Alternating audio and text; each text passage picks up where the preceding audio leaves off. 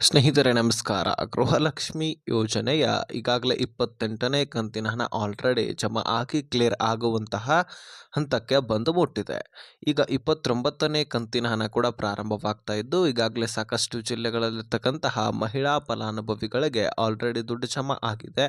ಹಾಗೆ ಇಂದು ಕೂಡ ಸುಮಾರು 11 ಜಿಲ್ಲೆಗಳಲ್ಲಿರ್ತಕ್ಕಂತಹ ಗೃಹಲಕ್ಷ್ಮಿಯರ ಅಕೌಂಟ್ಗಳಿಗೆ ದುಡ್ಡು ಜಮಾ ಆಗ್ತಾ ಇರುವಂಥದ್ದು. ಹಾಗಾದರೆ ಯಾವ ಯಾವ ಜಿಲ್ಲೆಗಳು ಈ 11 ಜಿಲ್ಲೆಗಳು? ನಿಮ್ಮ ಜಿಲ್ಲೆನೂ ಕೂಡ ಆಗಿರಬಹುದಲ್ವಾ?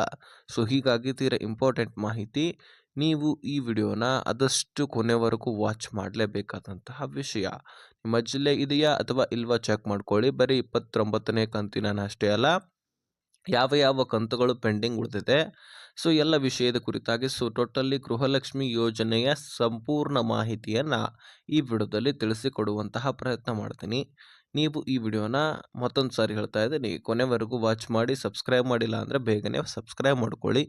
ಸ್ನೇಹಿತರೆ, ಈ ಗೃಹಲಕ್ಷ್ಮಿಯಲ್ಲಿ ಒಟ್ಟಾರೆಯಾಗಿ ನಿಮಗೆ 28ನೇ ಕಂತಿನ ಹಣದವರೆಗೂ ಕೂಡ ದುಡ್ಡು ಪಡ್ಕೊಂಡಿದ್ದೀರಿ. ಯಾವಾಗ ಚಳಿಗಾಲದ ಅಧಿವೇಶನ ಆಯಿತೋ ಅದಾದ ಬಳಿಕ ಒಂದಾದ ಮೇಲೆ ಒಂದು ಕಂತುಗಳು ಜಮಾ ಆಗ್ತಾ ಇಲ್ಲಿವರೆಗೂ ಕೂಡ 4-5 ಕಂತುಗಳು ಸತತವಾಗಿಯೇ ಬಿಡುಗಡೆ ಆಗಿದ್ದಾವೆ. ನಿಮಗೆ ಗೊತ್ತಿರಬಹುದು ಅಥವಾ ಗೊತ್ತಿಲ್ಲದೇ ಇರಬಹುದು.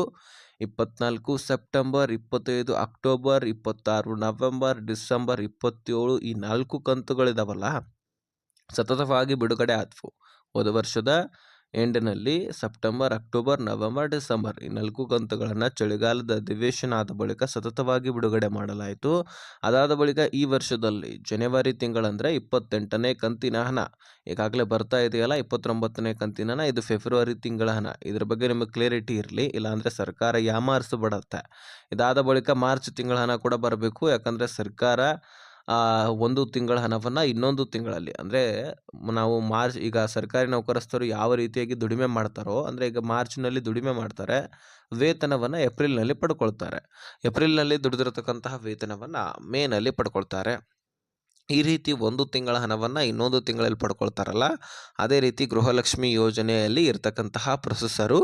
ಹಾಗಾಗಿ ಸದ್ಯಕ್ಕೆ ಮಾತ್ರ ಈ ಗೃಹಲಕ್ಷ್ಮಿಯಲ್ಲಿ ಈಗ 28 ಜನವರಿ, 29 ಫೆಬ್ರವರಿ, 30 ಮಾರ್ಚ್ ಈ 3 ತಿಂಗಳ ಹಣವನ್ನು ಕೊಡಲಾಗ್ತಾ ಇದೆ.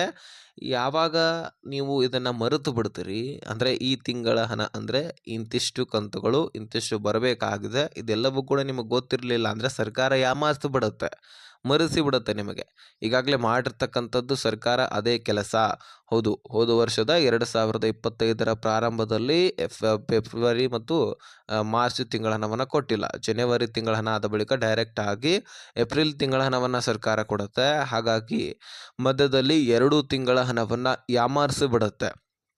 ಹೀಗಾಗಿ ನಿಮ್ಮ ಗಮನದಲ್ಲಿ ಕೂಡ ಇರಬೇಕಾದಂತಹ ವಿಷಯ, ಈ ಎಲ್ಲ ಕಂತುಗಳನ್ನು ಜ್ಞಾಪಕ ಇಟ್ಕೊಳ್ಬೇಕು ನೀವು, ಮರೆತು ಬಿಡಬಾರ್ದು. ಆ ಮರೆತು ಬಿಟ್ಟರೆ 2 ಕಂತುಗಳನ್ನು ಈಗಾಗಲೇ ಹೇಗೆ ಯಾಮಾರಿಸಿಬಿಟ್ಟಿದೆ ಅದೇ ರೀತಿ ಇನ್ನೂ ಕೂಡ ಯಾಮಾರಿಸಬಹುದು. ಯಾಮಾರಿಸಿತ್ತು, ಆದರೆ BJP ನಾಯಕರು ಇದ್ದಾರಲ್ವ, ಸೊ ವಿರೋಧ ಪಕ್ಷದ ನಾಯಕರು ಇದರ ಬಗ್ಗೆ ಚರ್ಚೆ ಮಾಡಿಕೊಂಡು ಎಲ್ಲ ಮಾಹಿತಿ ಕಲೆಕ್ಟ್ ಮಾಡಿಕೊಂಡು ಚಳಿಗಾಲದ ಅಧಿವೇಶನದಲ್ಲಿ ಬಂದಿದ್ದರು. ಸೊ 2 ಕಂತುಗಳನ್ನು ನೀವು ಯಾಕೆ ಕೊಟ್ಟಿಲ್ಲ ಅನ್ನುವಂತಹ ಪ್ರಶ್ನೆ ಮಾಡಿದ್ರು. ಆ 2 ಕಂತುಗಳ 5,000 ಕೋಟಿ ಹಣ ಎಲ್ಲಿ ಹೋಯಿತು ಅನ್ನುವಂತಹ ಪ್ರಶ್ನೆ ಮಾಡಿದ್ರು. ನೀವು ಕೊಡಲೇಬೇಕೆನ್ನುವಂತಹ ಆಕ್ರೋಶವನ್ನು ವ್ಯಕ್ತಪಡಿಸಿದ್ರು. ಅದನ್ನು ನೀವೇ ನುಂಗಾಕಿದಿರಿ ಎನ್ನುವಂತಹ ಅಪವಾದವನ್ನು ಸಚಿವೆ ಲಕ್ಷ್ಮೀ ಹೆಬ್ಬಾಳ್ಕರ್ ಅವ್ರ ಮೇಲೆ ಹಾಕಿದ್ರು. ಅದು ನಿಜ ಕೂಡ ಆಗಿತ್ತು. ಹೌದು, ಸ್ವತಃ ಸಚಿವೆ ಲಕ್ಷ್ಮೀ ಹೆಬ್ಬಾಳ್ಕರ್ ಅವರು ಮೊದಲಿಗೆ ಒಪ್ಕೊಳ್ಳೋದಿಲ್ಲ, ಕೊಟ್ಟಿದ್ದೀನಿ ಅಂತಲೇ ಹೇಳ್ತಾರೆ. ಆದರೆ ತದನಂತರ ಸಂಬಂಧಪಟ್ಟಂತಹ ಅಧಿಕಾರಿಗಳ ಹತ್ರ ಮಾಹಿತಿ ಸಿಕ್ಕ ತಕ್ಷಣ ಒಪ್ಕೊಳ್ತಾರೆ, ಹೌದು 2 ತಿಂಗಳ ಹಣ ಪೆಂಡಿಂಗ್ ಉಳಿದಿದೆ, ನನ್ನ ಗಮನದಲ್ಲಿ ಇರಲಿಲ್ಲ. ಸೊ ಈಗ ಅದರ ಬಗ್ಗೆ ಮಾಹಿತಿ ಸಿಕ್ಕಾಗಿದೆ, ನಾನು ಮುಂದಿನ ದಿನಗಳಲ್ಲಿ ಅದನ್ನು ಕೂಡ ಸರಿಪಡಿಸ್ತೀನಿ ಎನ್ನುವಂತಹ ಭರವಸೆಯನ್ನು ಕೊಡ್ತಾರೆ. ಅದೇ ರೀತಿಯಾಗಿ ಈಗಾಗಲೇ ಸಾಕಷ್ಟು ಕಂತುಗಳು ಪೆಂಡಿಂಗ್ ಉಳಿದಿರ್ತವೆ. ಆ ಸಂದರ್ಭದಲ್ಲಿ ಅಂದರೆ ಸೆಪ್ಟೆಂಬರ್, ಅಕ್ಟೋಬರ್, ನವೆಂಬರ್, ಡಿಸೆಂಬರ್ ಈ ಎಲ್ಲ ಕಂತುಗಳು ಪೆಂಡಿಂಗ್ ಉಳಿದಿರ್ತವೆ. ಹಾಗಾಗಿ ಅದರ ಬಗ್ಗೆ ಚರ್ಚೆ ಆಗ್ತಾ ಇರುತ್ತೆ. ಇಷ್ಟೆಲ್ಲ ಕಂತುಗಳನ್ನು ಪೆಂಡಿಂಗ್ ಉಳಿಸ್ತಾ ಇದ್ದೀರಿ, ಮಹಿಳೆಯರಿಗೆ ನುಡಿದಂತೆ ನಡೀತಾ ಇದ್ದೀವಿ ಅಂತ ಬಾಯಿ ಮಾತಲೇ ಹೇಳ್ತೀರಿ, ಆದರೆ ನಡೆದು ತೋರಿಸ್ತಾ ಇಲ್ಲ. ಮಹಿಳೆಯರನ್ನು ಯಾಮಾರಿಸ್ಬಿಡ್ತಾ ಇದ್ದೀರಿ, ಮಹಿಳೆಯರ ದುಡ್ಡನ್ನು ನೀವೇ ತೆಗೆದುಕೊಳ್ತಾ ಇದ್ದೀರಿ. ಇದೆಲ್ಲವೂ ಕೂಡ ಆಕ್ರೋಶವನ್ನು BJP ನಾಯಕರು ವ್ಯಕ್ತಪಡಿಸಿದಾಗ ಸಚಿವೆ ಲಕ್ಷ್ಮೀ ಹೆಬ್ಬಾಳ್ಕರ್ ಅವರು ಹೇಳ್ತಾರೆ, ಈಗಾಗಲೇ ನಾನು ಹಣಕಾಸು ಇಲಾಖೆಗೆ ಪ್ರತಿ ತಿಂಗಳು ಕೂಡ ನೋಟಿಸನ್ನು ಕಳಿಸ್ತಾನೆ ಇರ್ತೀನಿ. ಆದರೆ ಹಣಕಾಸು ಇಲಾಖೆ ಸರಿಯಾದ ಸಮಯಕ್ಕೆ ದುಡ್ಡನ್ನು ಕಳಿಸದೇ ಇರುವಂತಹ ಕಾರಣಕ್ಕಾಗಿ ಇಷ್ಟೆಲ್ಲ ಕಂತುಗಳು ಪೆಂಡಿಂಗ್ ಉಳಿಲಿಕ್ಕೆ ಕಾರಣ ಆಗಿದೆ. ನನ್ನ ಹತ್ರ ದುಡ್ಡು ಬಂದಿದ್ದೆ ಆದರೆ ನಾನು ಖಂಡಿತವಾಗ್ಲೂ ಮಹಿಳೆಯರಿಗೆ ಕೊಟ್ಟೇ ಕೊಡ್ತಿದ್ದೆ. ಆದರೆ ಇಷ್ಟೆಲ್ಲ ಕಂತುಗಳು ಪೆಂಡಿಂಗ್ ಉಳಿಲಿಕ್ಕೆ ಕಾರಣ ಹಣಕಾಸು ಇಲಾಖೆ ಅನ್ನುವಂತಹ ಮಾಹಿತಿಯನ್ನು ಕೊಡ್ತಾರೆ. ಹೀಗಾಗಿ ಮತ್ತೆ ಹಣಕಾಸು ಇಲಾಖೆಯ ಮೇಲೆ ತೀವ್ರ ಒಂದು ಆಕ್ರೋಶವನ್ನು ವ್ಯಕ್ತಪಡಿಸಲಾಗುತ್ತೆ. ಹೀಗಾಗಿ ಪ್ರೆಷರ್ ಕೂಡ ಬಿಲ್ಡ್ ಆಗುತ್ತೆ. ಕೊಡಲೇಬೇಕಾದಂತಹ ಅನಿವಾರ್ಯತೆ ಬರುತ್ತೆ. ಹೀಗಾಗಿ ಒಂದಾದ ಮೇಲೆ ಒಂದು ಕಂತುಗಳನ್ನು ಜಮಾ ಮಾಡ್ತಾ ಬಂದುಬಿಡ್ತಾರೆ. ಅದೇ ರೀತಿ ಈ 2026ರಲ್ಲಿ ಕೂಡ ಗೃಹಲಕ್ಷ್ಮಿ ಯೋಜನೆಗೆ ಎಷ್ಟು ದುಡ್ಡು ಮೀಸಲಿಡಬೇಕಾಗಿದೆಯೋ ಅಷ್ಟೆಲ್ಲ ದುಡ್ಡನ್ನು ಮೀಸಲಿಡಲಾಗಿದೆ. ಈ ವರ್ಷದಲ್ಲಿ ಯಾವುದೇ ತೊಂದರೆ ಇಲ್ಲ. ಅದು ಹೇಗೆ ಎಷ್ಟು ದುಡ್ಡು ಇಟ್ಟಿದ್ದಾರೆ ಎಲ್ಲವೂ ಕೂಡ ಹೇಳ್ತೀನಿ. ನೀವು ಕಾಯ್ತಾ ಇರುವಂತಹ ಅಪ್ಡೇಟ್ ಮೊದಲು ಹೇಳ್ಬಿಡ್ತೀನಿ. ಯಾಕಂದರೆ ಈ 11 ಜಿಲ್ಲೆಗಳನ್ನು ತಿಳಿಸ್ಕೊಡಿ ಅಂತ ಬಹಳಷ್ಟು ಜನ ಕಾಯ್ತಾನೆ ಇರ್ತೀರಿ. ತಿಳ್ಕೊಳ್ಳಿ. ಈಗ ಹೇಳ್ತೀನಿ ನೋಡಿ. ಬೆಂಗಳೂರು ಗ್ರಾಮಾಂತರ ಮತ್ತು ವಿಜಯನಗರ, ಬೆಂಗಳೂರು ನಗರಕ್ಕೆ, ಧಾರವಾಡಕ್ಕೆ, ಯಾದಗಿರಿಗೆ, ಉತ್ತರ ಕನ್ನಡಕ್ಕೆ, ದಕ್ಷಿಣ ಕನ್ನಡಕ್ಕೆ, ಬೆಳಗಾವಿಗೆ, ಉಡುಪಿಗೆ, ಬೀದರಕ್ಕೆ, ಕೊಪ್ಪಳಕ್ಕೆ, ಚಿತ್ರದುರ್ಗಕ್ಕೆ ಈ ಒಂದು ಜಿಲ್ಲೆಗಳು ನಿಮ್ಮ ಜಿಲ್ಲೆನೂ ಕೂಡ ಆಗಿದ್ರೆ ನಿಮ್ಮ ಖಾತೆಗಳಿಗೂ ಕೂಡ ಜಮಾ ಆಗುತ್ತೆ. ದಯಮಾಡಿ ಕಮೆಂಟ್ ಮಾಡೋದನ್ನ ಮರಿಬೇಡಿ. ಯಾವ್ಯಾವ ಜಿಲ್ಲೆಗಳಿಂದ ನೀವು ವಿಡಿಯೋಸನ್ನು ನೋಡ್ತಾ ಇದ್ರಿ. ಸೊ ನಮಗೂ ಕೂಡ ಒಂದಿಷ್ಟು ಮೋಟಿವೇಶನ್ ಸಿಕ್ಕಂಗಾಗತ್ತೆ. ಇಲ್ಲಿವರೆಗೂ ಕೂಡ ನಮ್ಮ ಡೀಟೇಲ್ಸ್ ಹೋಗ್ತಾ ಇದೆ ಅಲ್ವಾ, ಮಾಹಿತಿ ಹೋಗ್ತಾ ಇದೆಯಲ್ಲ ಅನ್ನುವಂತಹ ನಂಬಿಕೆ ನಮಗೂ ಕೂಡ ಬರುತ್ತೆ. ಜಿಲ್ಲೆಗಳನ್ನು ತಿಳ್ಕೊಂಡಿದ್ರೆ ಕಮೆಂಟ್ ಮಾಡಿ ನಿಮ್ಮ ಜಿಲ್ಲೆ ಇದ್ದರೆ.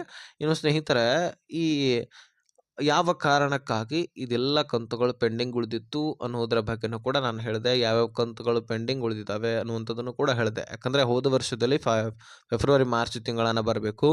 ಈ ವರ್ಷದಲ್ಲಿ ಜನವರಿ ತಿಂಗಳ ಹಣ ಬಂದಿದೆ. ಇನ್ನು ಕೆಲವೊಂದಿಷ್ಟು ಜನ ಬಾಕಿ ಉಳಿದಿದ್ದಾರೆ, ಅದು ಕೂಡ ಬರುತ್ತೆ. ಇನ್ನು ಫೆಬ್ರವರಿ ಮಾರ್ಚ್ ತಿಂಗಳ ಈ ವರ್ಷದಲ್ಲಿ, ಹೋದ ವರ್ಷದಲ್ಲಿ ಫೆಬ್ರವರಿ ಮಾರ್ಚ್ 4 ತಿಂಗಳ ಹಣವನ್ನು ನಿಮಗೆ ಸರ್ಕಾರ ಕೊಡಬೇಕಾಗಿದೆ. ಸೊ ಏನೇನು ನಿಮಗೆ ಗೃಹಲಕ್ಷ್ಮಿ ಯೋಜನೆಯಲ್ಲಿ ಡೌಟ್ಸ್ ಇರುತ್ತೋ ಅದ್ರ ಬಗ್ಗೆನೂ ಕೂಡ ಕಮೆಂಟ್ ಮಾಡಿ ತಿಳಿಸಿ ಅಥವಾ ಮೆಸೇಜ್ ಮಾಡಿ. ಇನ್ಸ್ಟಾಗ್ರಾಮ್ ಲಿಂಕು ಡಿಸ್ಕ್ರಿಪ್ಷನಲ್ಲಿ ಇರುತ್ತೆ. ಇನ್ನು GST ಫೇರ್ ಅಂತಲೂ ಕೂಡ ಸಾಕಷ್ಟು ಜನರದ್ದು ಬರ್ತಾ ಇದೆ ತಾಂತ್ರಿಕ ದೋಷದಿಂದ. ಸೊ ಹೌದು, ಬಹಳಷ್ಟು ಲಕ್ಷಾಂತರ ಫಲಾನುಭವಿಗಳದ್ದು ಬರ್ತಾ ಇದೆ. ಅದರಲ್ಲಿ ಸಣ್ಣ ಪುಟ್ಟ ವ್ಯಾಪಾರಸ್ಥರು ಕೂಡ ಇದ್ದಾರೆ, ಶ್ರೀಮಂತ ವ್ಯಾಪಾರಸ್ಥರು ಕೂಡ ಇದ್ದಾರೆ. ಅದು ತಾಂತ್ರಿಕ ದೋಷದಿಂದ ಬರ್ತಾ ಇದೆ ಅಲ್ವಾ. ಹೀಗಾಗಿ ಯಾರು ಬೇಕಾದ್ರೂ ಬರಬಹುದು. ಅದರ ಬಗ್ಗೆ ಖುದ್ದಾಗಿ ಸರ್ಕಾರವೇ ವೆರಿಫಿಕೇಷನ್ ಮಾಡಬೇಕಾಗಿದೆ. ನೀವು ಅಲ್ಲಿ ಹೋಗಿ ಡಾಕ್ಯುಮೆಂಟ್ಸ್ ಕೊಡಬೇಕು ಅಥವಾ ಇಲ್ಲಿ ಹೋಗಿ ಡಾಕ್ಯುಮೆಂಟ್ಸ್ ಕೊಡಬೇಕಂತ ಏನಿಲ್ಲ. ಸೊ ಯಾವಾಗ ಬೇಕಾದರೂ ಕೂಡ ಸರ್ಕಾರವೇ ಅದನ್ನು ವೆರಿಫಿಕೇಷನ್ ಮಾಡುತ್ತೆ. ಅಲ್ಲಿ ಯಾರು ಸಣ್ಣ ಪುಟ್ಟ ವ್ಯಾಪಾರಸ್ಥರಿರ್ತಾರೋ ಅವರಿಗೆ ಮತ್ತೆ ದುಡ್ಡನ್ನು ಜಮಾ ಮಾಡಲಿಕ್ಕೆ ಸ್ಟಾರ್ಟ್ ಮಾಡ್ತಾರೆ. ಯಾರು ಶ್ರೀಮಂತ ವ್ಯಾಪಾರಸ್ಥರು ಇರ್ತಾರೋ ಅವರನ್ನು ರೇಷನ್ ಕಾರ್ಡ್ನಿಂದ ರದ್ದು ಮಾಡಲಾಗುತ್ತೆ. ಸೊ ಹೀಗಾಗಿ ನೀವು GST ಫೇರ್ ಅಂತ ತಾಂತ್ರಿಕ ದೋಷದಿಂದ ಬರ್ತಾ ಇದ್ದರೆ ನೀವೇನು ತಲೆ ಕೆಡಿಸ್ಕೊಳ್ಬೇಡಿ. ಒಂದು ತಿಂಗಳ ಹಣ ಡಿಲೇ ಆದರೆ ಮತ್ತೊಂದು ತಿಂಗಳ ಹಣ ಏನು ಡಿಲೇ ಆಗೋದಿಲ್ಲ. ತಲೆ ಕೆಡಿಸ್ಕೊಳ್ಳುವಂತಹ ಅವಶ್ಯಕತೆ ಇಲ್ಲ. ಇನ್ನು ನಿಮ್ಮ ಉಳಿದಂತಹ ಡಾಕ್ಯುಮೆಂಟ್ಸ್ ವಿಚಾರವಾಗಿ ಏನಾದರೂ ತೊಂದರೆ ಇದ್ದರೆ ಅದು ಸರಿಪಡಿಸ್ಕೊಳ್ಬೇಕಾಗಿರ್ತಕ್ಕಂಥದ್ದು ನೀವೇ. ಸರ್ಕಾರ ಏನು ಸರಿಪಡಿಸ್ಲಿಕ್ಕೆ ಆಗೋದಿಲ್ಲ. ಉದಾಹರಣೆಗೆ ಬ್ಯಾಂಕ್ ಅಕೌಂಟು ಚಾಲ್ತಿಯಲ್ಲಿ ಇದೆಯಾ ಇಲ್ವಾ ನೋಡ್ಕೊಳ್ಳಿ. ಅಥವಾ ಯಾಕಂದರೆ ದುಡ್ಡನ್ನು ನೀವು ಟ್ರಾನ್ಸಾಕ್ಷನನ್ನು ಮಾಡಿಸ್ತಾ ಇರಲಿಲ್ಲ ಅಂದರೆ ಅದು ಬಂದು ಬೀಳುತ್ತೆ ಬ್ಯಾಂಕ್ ಅಕೌಂಟು. ಅದನ್ನು ಚಾಲ್ತಿಗೊಳಿಸಿ KYC ಮಾಡಿಸ್ಕೊಂಡಿಲ್ಲ ಅಂದರೆ ಮಾಡಿಸ್ಕೊಳ್ಳಿ. ಉಳಿದಂತಹ ಎಲ್ಲ ಡಾಕ್ಯುಮೆಂಟ್ಸ್ಗಳನ್ನು ಕ್ಲಿಯರ್ ಇಟ್ಕೊಳ್ಳಿ ಅಷ್ಟೇ, ಮತ್ತೇನಿಲ್ಲ. ನಿಮಗೆ ಮತ್ತೆ ದುಡ್ಡು ಜಮಾ ಆಗಲಿಕ್ಕೆ ಸ್ಟಾರ್ಟ್ ಆಗುತ್ತೆ. ತಲೆ ಕೆಡಿಸ್ಕೊಳ್ಳುವಂಥ ಅವಶ್ಯಕತೆ ಇಲ್ಲ. ಏನೇ ಡೌಟ್ಸ್ ಇದ್ದರೂ ಡಿಸ್ಕ್ರಿಪ್ಷನಲ್ಲಿ ಇನ್ಸ್ಟಾಗ್ರಾಮ್ ಲಿಂಕ್ ಇರುತ್ತೆ, ಅಲ್ಲಿಂದ ಮೆಸೇಜ್ ಮಾಡಿ. ವಿಡಿಯೋ ನೋಡೋದಕ್ಕೆ ಧನ್ಯವಾದ. ಈ ವಿಷಯವನ್ನು ಆದಷ್ಟು ಎಲ್ಲ ಗೃಹಲಕ್ಷ್ಮಿಯರಿಗೆ ಶೇರ್ ಮಾಡಿ.